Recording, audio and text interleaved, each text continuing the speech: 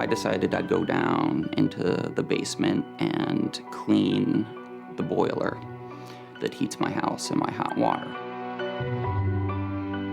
This went on for 4 or 5 minutes and was going very well until the nozzle from the back came off and dropped down through the fins into the heating box below. Without even thinking about it, I reached in between the heating fins, but in the process cut my arm up and realized pretty quickly that it was lodged in between the two heating vents and basically trapped.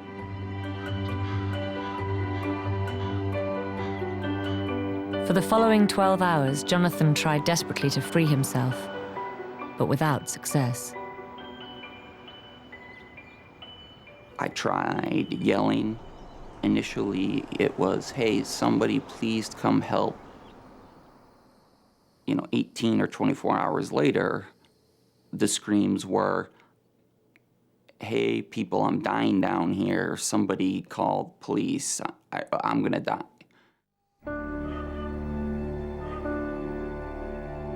24 hours after being trapped in his basement, Jonathan was faced with an unimaginable decision. As the hours wore on, I started kind of thinking more about how what was happening to me would impact others. My fiance, my family and friends, and that, I think, really was the turning point.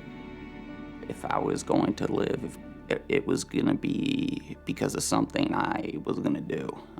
I didn't see any help on the horizon, and that left me with only one other option that I could think of, which was to cut my arm off.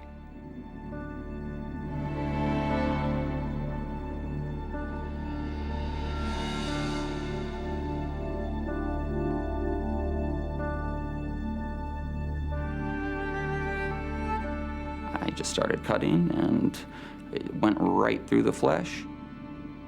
I was astonished when I was at least an inch deep into my arm and hadn't felt anything other than mild discomfort.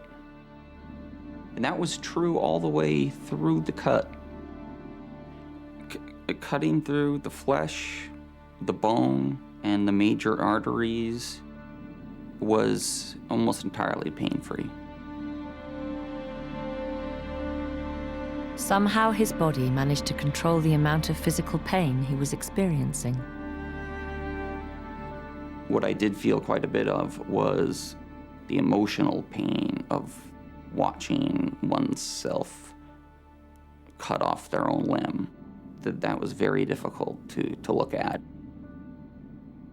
And just right next to my head was my exposed inside of my arm, and to have to look at that for hours was just